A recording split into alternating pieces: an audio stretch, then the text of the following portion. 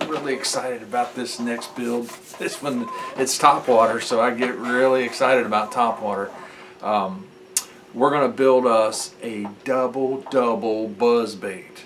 And what I mean by that is it's going to have double blades, and it's also going to have double bodies. So the idea is that we'd have a little minnow and a bigger minnow chasing. So this bigger minnow is chasing the little minnow. And he doesn't quite get, you know, there's a little space between them. And then we'd have two blades out there. And we're actually going to build the blades, and we're going to build the bodies. We're going to build the blades out of clear Lexan, because I really don't want the blades showing, I just want the water disturbed. So you see these two minnows, and it looks like they're, you know, trying to get away from it. One's trying to get away from the other. So I think this is going to be cool. I've been thinking about this for a while, but we'll see. So we're going to build this rascal. And also, I want to say also at the end of the video, if you like, please hit the like button. Don't forget to do that. It sure helps with us getting, you know, more recognition in the algorithm. And then also, if you've not subscribed, go ahead and subscribe. Stay tuned. This build's going to be fun. I hope you enjoy. Okay. I'll start making, the first thing I want to do is make the props. And the props, I probably want to make those, the blades, I want to make them about, what do I want them? About 1 1/4. Is that right? That look good? Yeah, I'd say that. I want them pretty small. Okay. So I want them to be round at the bottoms, the corners, and kind of like a propeller is. So I need something round. What have I got here? Maybe a lid or something. So I'm thinking something like that.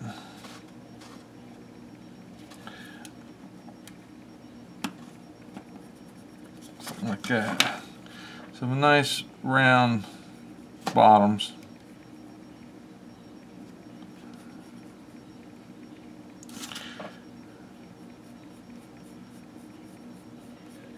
Something like that. Come right down the middle. So 1 1/4 would be 5/8. So 5/8 right down through there. Something like that. And then I'll drill a hole here, and I'll drill a hole here, and I'll bend one. I'll bend them both up this way. Now this doesn't look the same here. I need to add a little more there. And I really don't care if it's not completely symmetrical, because, you know, that might give it a more of a cool sound in the water. But that's what I'm thinking. So I need 2 of those. We're going to make a double buzz bait.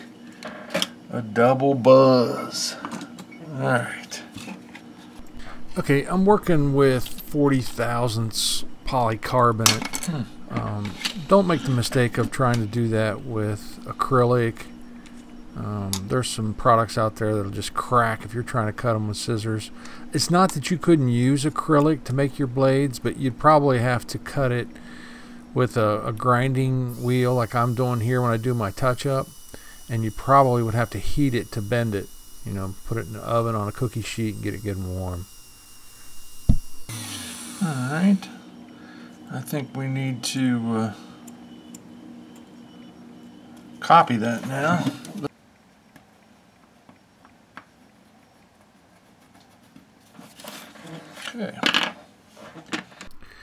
Okay, so I basically trace it onto another piece of Lexan and take the scissors and start whacking away. I can tell you this, it takes a pretty sharp pair of scissors. I've got, I don't know, 3 or 4 pair of scissors, and I only got one here that seems to work pretty good. The other ones, you know, they're just too dull. It's got to be a sharp pair of scissors. And if not, you could just grind it out with that grinding wheel if you've got one of those. Those are invaluable. Everybody's got to have 2 or 3 of them. Now it is kind of important that I make both of them the same, because I don't want it to pull unevenly. So stacking them together like that, and maybe even putting a clamp on them. And let's try this. It's got a rubber. So I take this grinding wheel and I basically make both of them match. So what that means is in some places I've got to take the top one down, and some places I got to take the bottom one down. But I get them to where they're both the same. It may not be symmetrical individually, but they are both pretty much the same, so that I pull evenly. I'm going to have two blades out side by side, and I don't want them out of balance. So I'm going to want to bend these clear, I'm going to want to bend this one here as close as I can to the prop, in the same way here.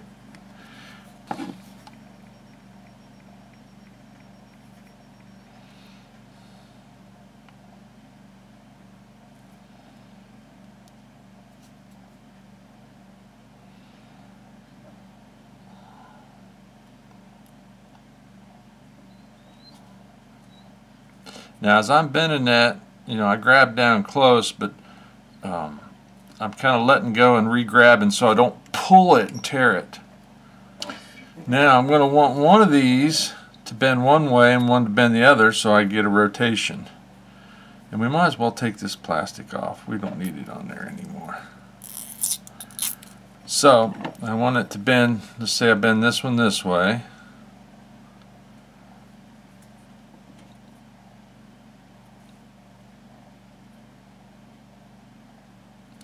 And I'm not exactly down to that groove because I want some radius in it. And so bend it that way, grab this one, and just leave just a little bit of space there, and bend it this way. Alright. Let's do this one the same way, but opposite. That way we'll have one blade turning in and one blade turning out. It's kind of like having a left foot and a right foot. If you're going to walk, you need a left foot and a right foot. You can't have two right feet. I remember when I was in football and I'd do something stupid and fall or something, the coach would say, "What's wrong with you, McCosker? You got two left feet." Bend that up. Alright, now let's take this and lay it side by side. Alright, so we want, on this side, we want to go up and go almost to the groove.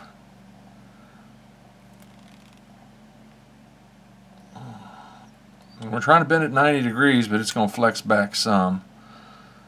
And then go this one, do the same thing, go almost to the groove. Bend him up. Alright, so I got to open that up, use a bigger drill bit. Or actually, probably the drill bit is plenty big, but I got to bend that more on a 90. There we go. And I do have a little bit of burr there.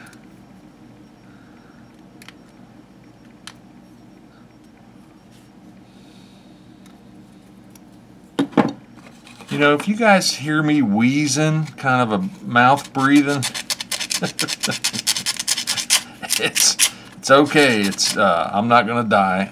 What happened was I got hit with a board coming out of a table saw right there, and it kind of fractured, like a spider web fracture of my skull. And the guy, when he did the x-ray, he come out and he goes, "Did you know that your sinuses are all scarred up?" I said, "Yeah, I kind of figured that. I've had a bunch of sinus infections. I did remodeling my whole life. I was breathing crap from the time I was about 18 years old, until now. And of course now I'm 106. So, all right. So I apologize about the mouth breathing. I listen to my videos when I'm editing them, and I hear me in there going, "I am your father, Luke." So, anyway, back to business here. Okay, so we got our blades done. Let's set those aside. Okay, and what I've done here is I've just taken some Bondo and put it on a popsicle stick about the dimensions of what I want my first body. And I lay a wire in there so it'll have the hole. through it. Okay, I basically just dust this wet Bondo with some microbloons just so I can handle it a little better and shape it. It just saves on the sanding. Alright. And now I just take some more Bondo and fill the other side of the wire. This will give me a nice little minnow shape when it's done. Then I take a tongue depressor and make the bigger minnow the same way. And I'll tell you what, let's make this the weighted side. Let's put 2 shot in there.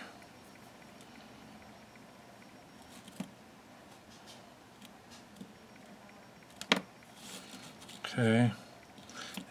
Okay, then I also remembered I should have had my wire in there before I put my lead in there, but I work it in underneath it. Take me some more microbloons and kind of feather it out.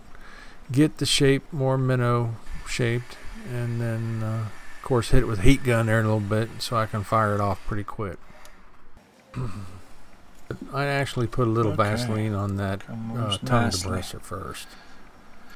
And of course then I mix up some more Bondo so I can fill the other side, get the other half filled up. Now here you could probably use baking or baby powder here, but I use those microbloons because they're handy.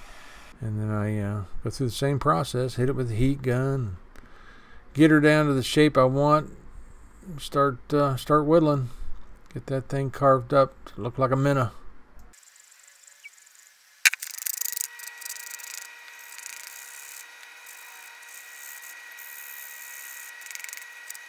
Okay, let's take this one and cut it down.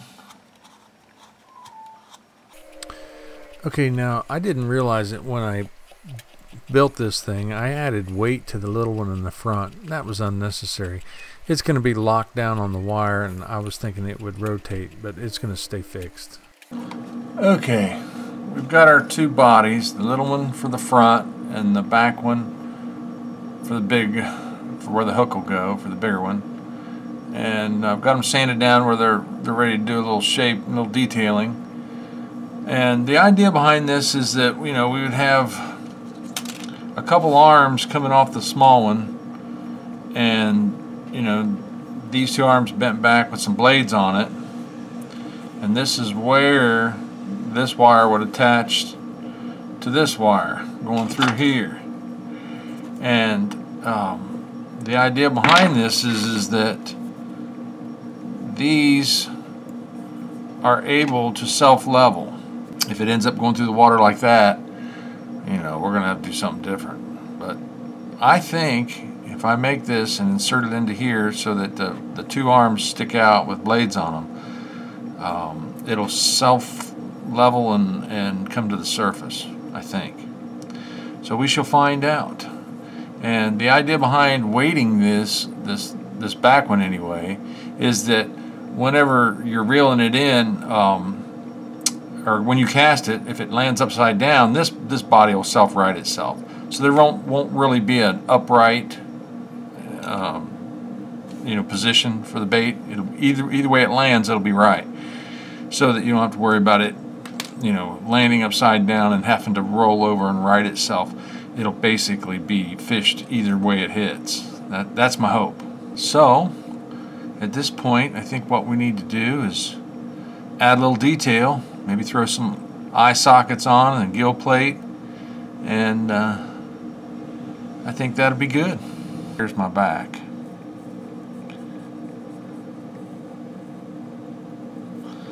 Okay, so I'm going to want an eye socket about right there. And that's going to be my gill. Go ahead and do the belly as well. Get it centered.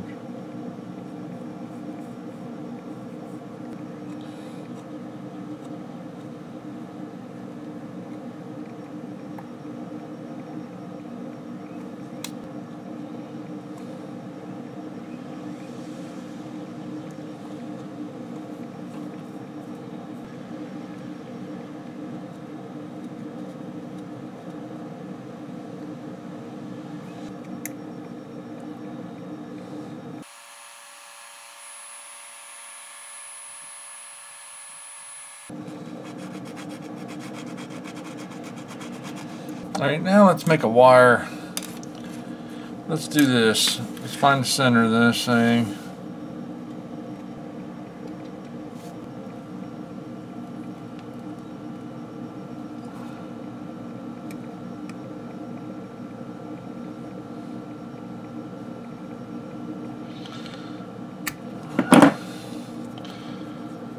Bend this thing in half.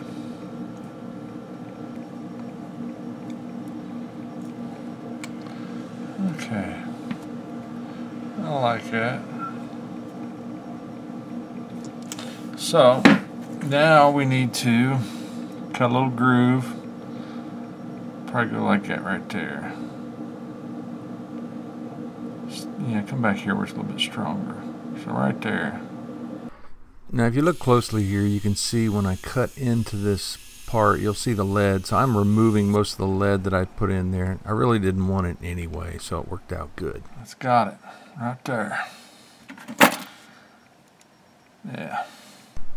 Okay, basically what I'm doing here is just going to load him up with some super glue, and then I'm taking a Q-tip, dipping it into some baking soda, and just kind of sprinkling it in there and letting it set up.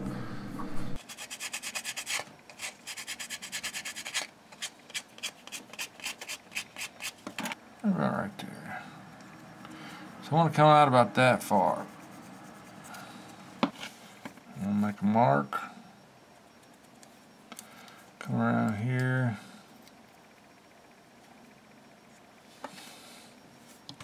Make a mark. You know what? Before we bend those, probably wise to go ahead and clean this up and paint it. Alright, let's go ahead and foil this rascal.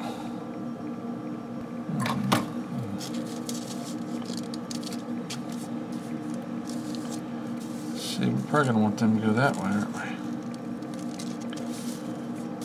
See, we can't just hold that in place. I normally tape the foil down before I burnish the mesh into the foil, but it's such a small piece, I just hold it.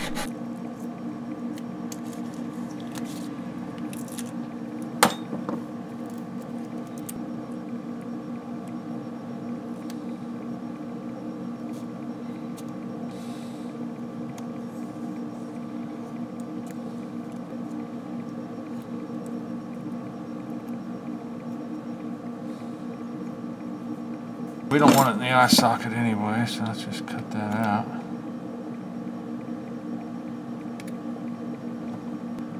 I think I can go with that bigger one. I like a big eye. I like a big eye.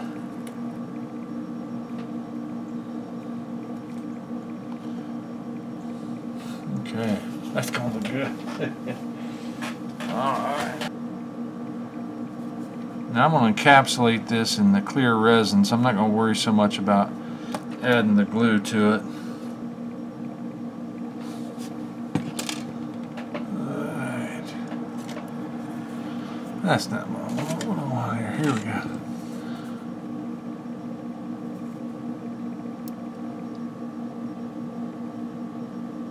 Okay.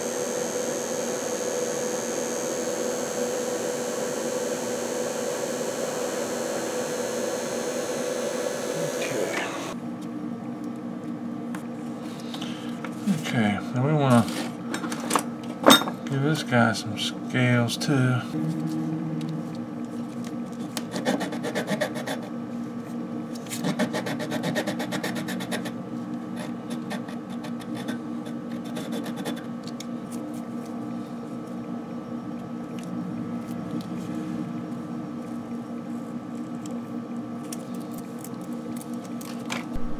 Something I want to point out here when I'm doing the scales here, I don't use the tool you'll see me using here in a second on the scales. It's just the edges.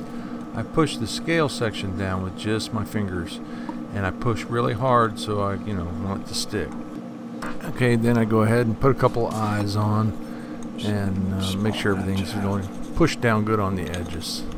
And then here again I apply a very generous coat of UV resin. So I'm encapsulating everything there before I even paint. Good. And then bake him in the light, give him a little roasting. Okay, so I don't show it, but to mask the eyes off, I take little balls of modeling clay and squish them down over the eye. And then I'm basically starting with a coat of white on the belly and the back.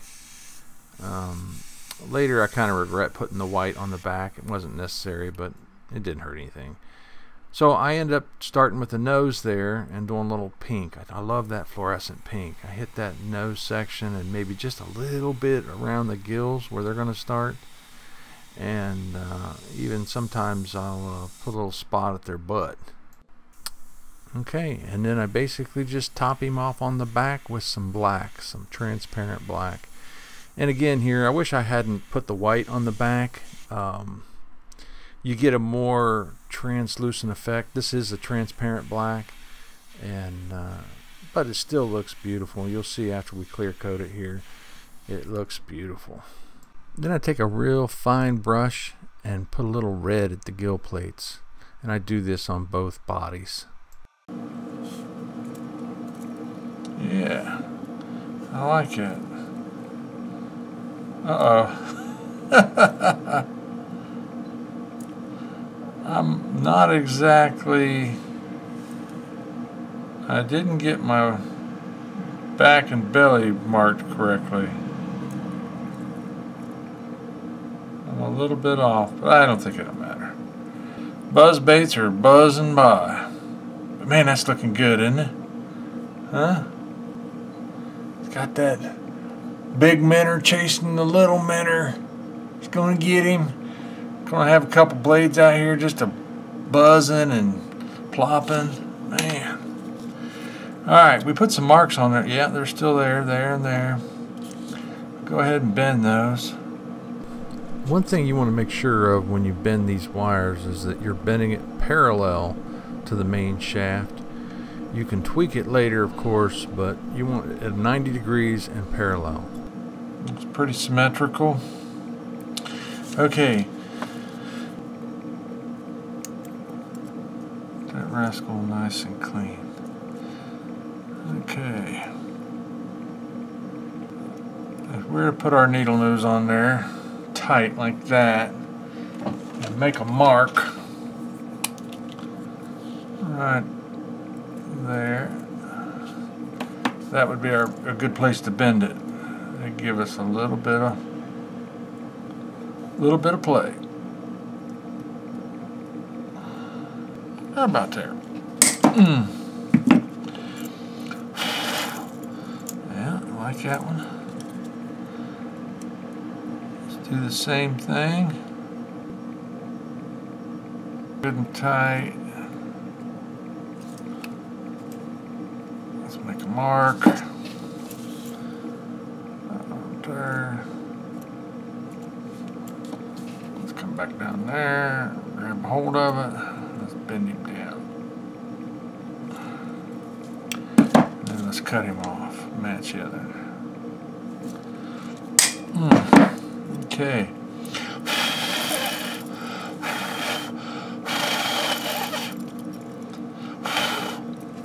I like it. I think we're onto something. To have a space in there about like that, I think. Because he wants to be chasing that minnow, but he don't want to be catching him. What I'm doing here is going to make a dressing for a treble hook using some iridescent film I bought at Hobby Lobby. To dress this, I start with a little bit of super glue on the hook shank, and it'll adhere to it, and I wrap it around and then finish it off with some thread. And when I'm finished, I decide that I don't like the look of the white, so I put a little red paint on it and then clear coat it with some UV resin. I want this bad boy to hold up to a big smallmouth. Oh, I'm going to put another bead on there. Dadgummit. I don't know if I can get it on there now.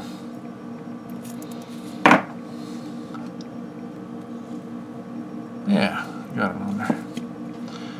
Okay.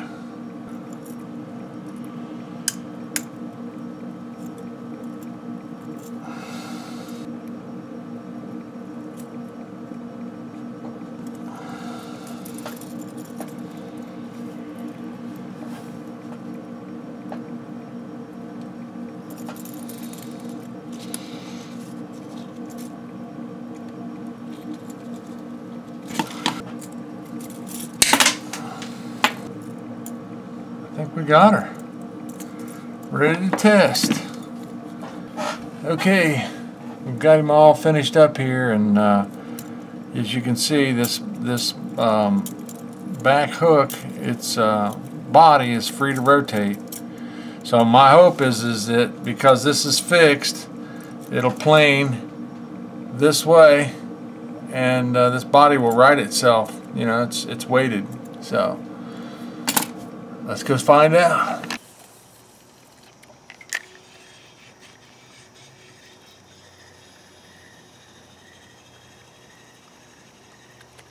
Oh, had a hit in this mud puddle.